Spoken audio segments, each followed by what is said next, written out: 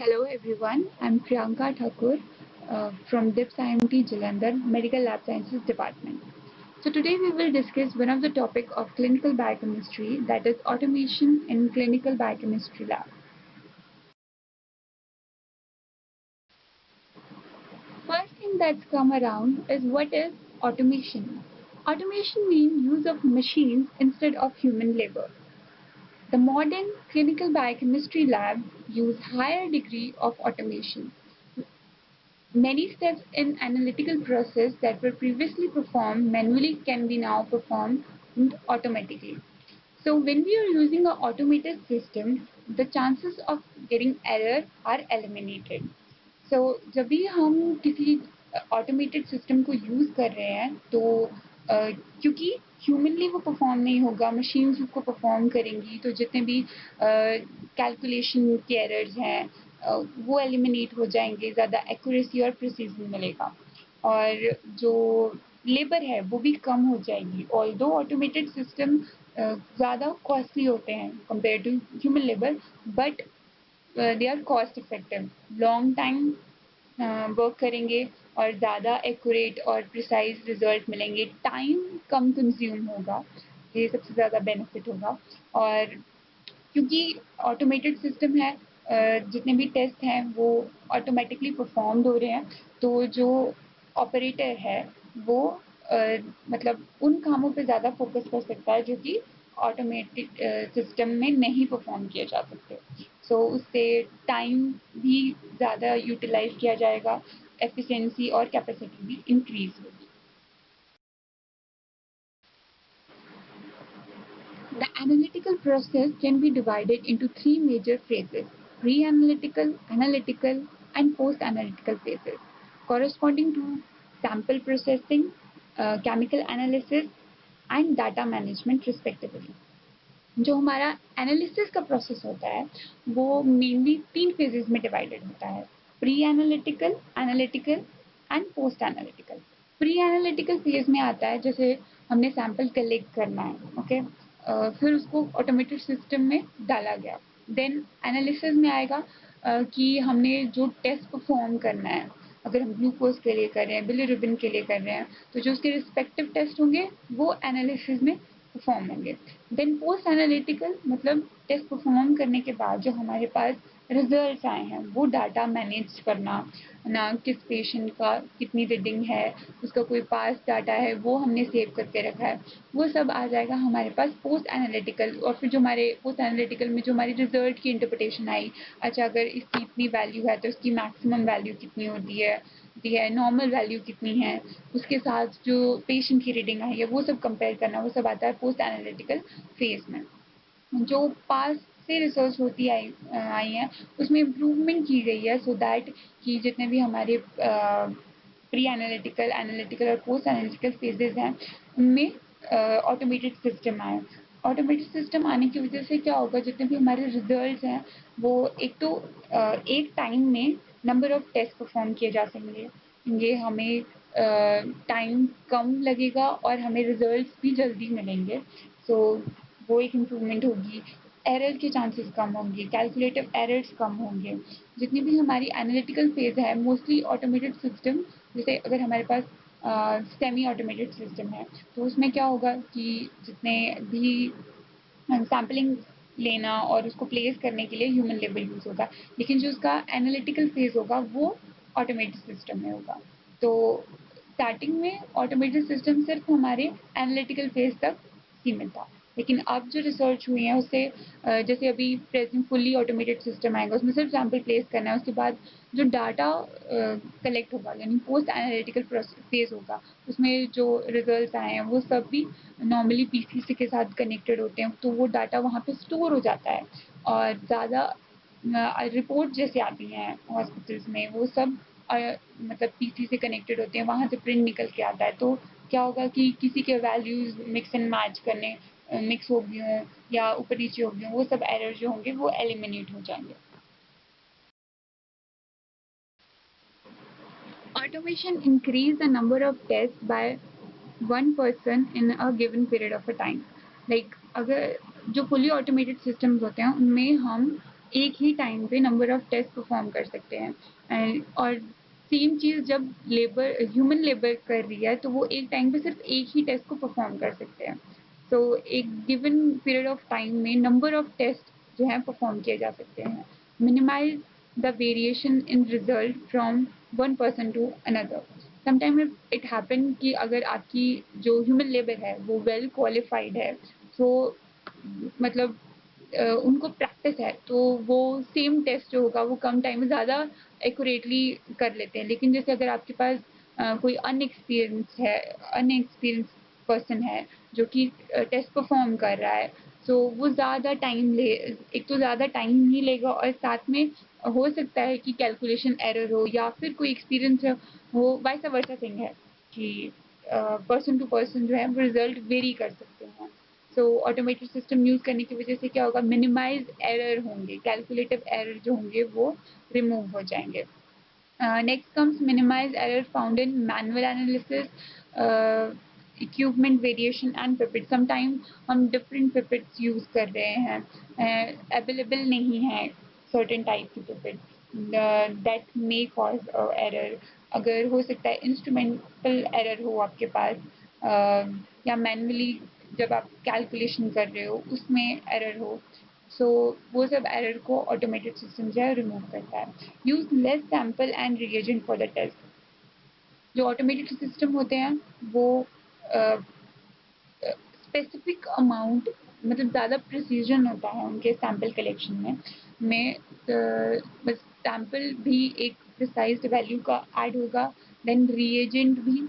सो waste जो होता है रिएजेंट या सैंपल्स का, वो एलिमिनेट हो जाएगा। और क्योंकि रिएजेंट बहुत कॉस्टली होते हैं, तो उनकी एक स्पेसिफिक अमाउंट ही यूज़ होगी, सो वो भी ज़्यादा टाइम तक यूज़ होंगे और वेस्टेज कम होगी। या इसके कंपैरिजन में जब ह्यूमन लेबर से वो काम किया जाता है, तो ऑल्दो मेजर करके सब चीज़ें डाली जाती हैं, फिर भी देयर इज चांसेस कि थोड़ा बहुत ऊपर नीचे हो जाता है, तो वो सब चीज़ें जो है ऑटोमेटिक सिस्टम की वजह से एलिमिनेट हो जाएंगी। नेक्स्ट है टाइप ऑफ एनालाइजर। लाइक हमारे पास जो ऑटोमेटेड सिस्टम होते हैं उनमें डिफरेंट टाइप के एनालाइजर्स होते हैं, continuous flow, centrifugal analyser, discrete analyser. इन एनालाइजर में आपको डिफरेंट टाइप मिलेंगे। उनमें सैम्पल प्लेस करने का जो रिजल्ट हैं वो कलेक्ट करने के डिफरेंट मेथड होंगे, डिफरेंट क्यूबिट यूज किए जाएंगे। जैसे कि हमारे पास कंटिन्यूस फ्लो एनालाइजर होगा, उसमें tubing flow of reagent and patient sample होगा। सेंट्रीफ्यूगल एनालाइजर होगा जिसमें सेंट्रीफ्यूगल फोर्स, मतलब जैसे हमारे पास सेंट्रीफ्यूगल फोर्स को यूज करके जो होगा सैंपल में जो हमारे सैंपल हैं वो एनालाइज किए जाएंगे। जैसे हमारे पास नेक्स्ट होगा डिस्क्रीट एनालाइजर, जिनमें सेपरेट टेस्टिंग क्यूबिट्स होंगी for each test and sample. Then हमारे पास रैंडम और इरेगुलर रेगुलर एक्सेस वाले एनालाइजर्स होंगे।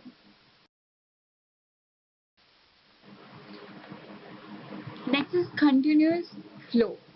Uh, this first auto analyzer was continuous flow, single channel sequential batch analyzer capable of providing a single test result on approximately 40 samples per hour.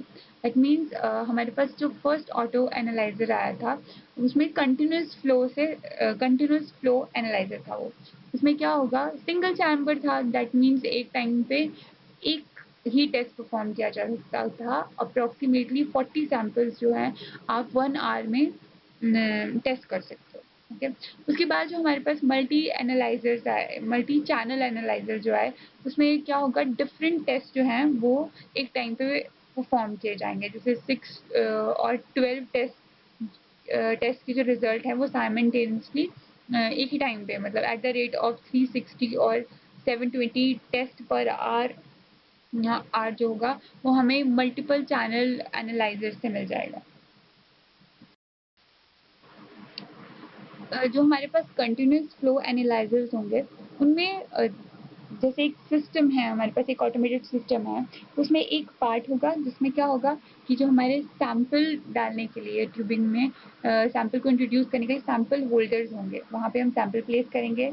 Then उसी में जो हमारा automatic system होगा उसी में reagent डालने के लिए, मतलब जैसे आर्म्स होती हैं ना रोबोट्स की, वैसे आर्म्स होती हैं, उनसे क्या होगा, वो एक स्पेसिफिक अमाउंट का रिएजेंट पिक करेंगे, देन जब उसको थोड़ी देर के लिए इंक्यूबेशन के लिए वहीं रखा जाएगा, एंड आफ्टर दैट जब उसमें हमने सैम्पल रिएजेंट डालने के बाद उसकी स्पेक्ट्रोफोटोमीटर एनालाइजर भी उसी में होगा, तो आपके पास जो एब्जॉर्बेंस है वो भी वहीं पे मेजर करके डायरेक्ट पीसी से कनेक्टेड होगा, तो आपको रिजल्ट वहीं पे आप डिफरेंट सॉफ्टवेयर होते हैं जो कि डिफरेंट टेस्ट के लिए टेस्ट का डाटा कलेक्ट करने के लिए यूज होते हैं। कंटिन्यूस फ्लो एनालाइजर का जैसे कि फ्लो चार्ट है, as you can see sample जो होगा हम एक साइड से प्लेस कर रहे हैं, एयर बबल्स हैं उसमें, देन उसके बाद एक जंक्शन में एक साइड से हमारे रिएजेंट प्लेस किए गए, रिएजेंट का होगा यहाँ पे कंटिन्यूस फ्लो, ये सबसे बड़ा ड्रॉबैक होगा इसका, क्योंकि रिएजेंट कंटिन्यूसली फ्लो कर मतलब मिक्स डाले जा रहे हैं, उससे क्या होगा, उसकी वेस्टेज होगी, और यहाँ पे सैंपल मीट करेगा रिएजेंट के साथ, और उसके बाद उसको थोड़ी देर के लिए इंक्यूबेशन, मतलब जितनी भी टेस्ट में रिक्वायर्ड इंक्यूबेशन है वो प्रोवाइड की जाएगी, और साथ में रिएक्शन डिटेक्ट करने के बाद स्पेक्ट्रोफोटोमीटर उसी में कनेक्टेड होगा, तो वो रीडिंग मिलेगा।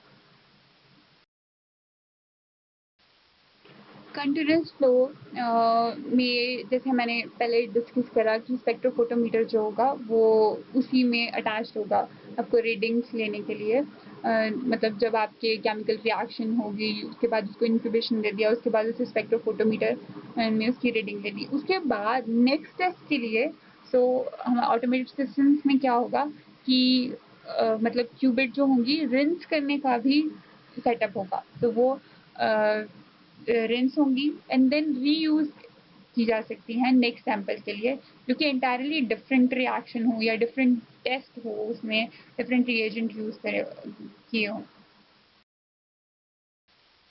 Discrete analyzers. Discrete analyzer is the separation of each sample and accompanying reagent in a separate container.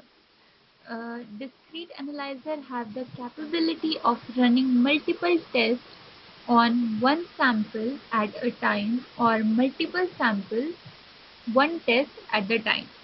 It means जो हमारे discrete analyzers होंगे उसमें separation of each sample और जो reagent होगी उनकी separate containers होंगे, एक ही टाइम पे आप मल्टीपल टेस्ट एक सिंगल सैंपल पे कर सकते हो डिस्क्रीट एनालाइजर में, और साथ ही साथ अगर आप एक ही टेस्ट मल्टीपल सैंपल्स पे करना चाहते हो तब वो भी कर सकते हो।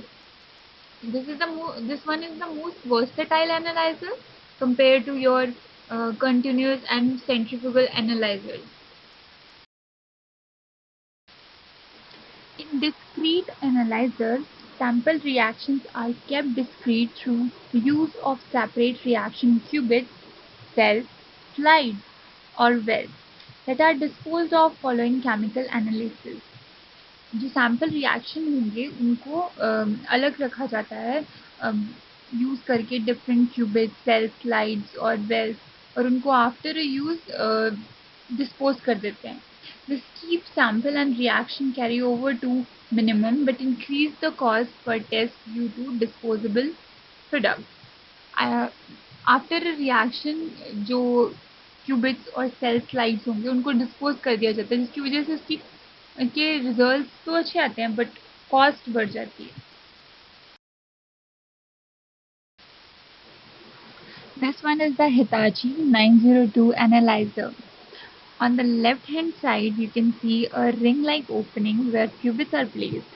Sample are placed here. Once the sample is loaded, then the robotic arm will add the reagent here. Once the reagent is added, qubits are leave for the incubation period. After incubation period, spectrophotometer will read the absorbance. On the right hand side, top side, you can see some paper rolls. This will provide the reading of absorbance. In case you wanted to enter, give some instructions like add some settings and all, you can see a monitor screen on the very first side. right? You can add your command here.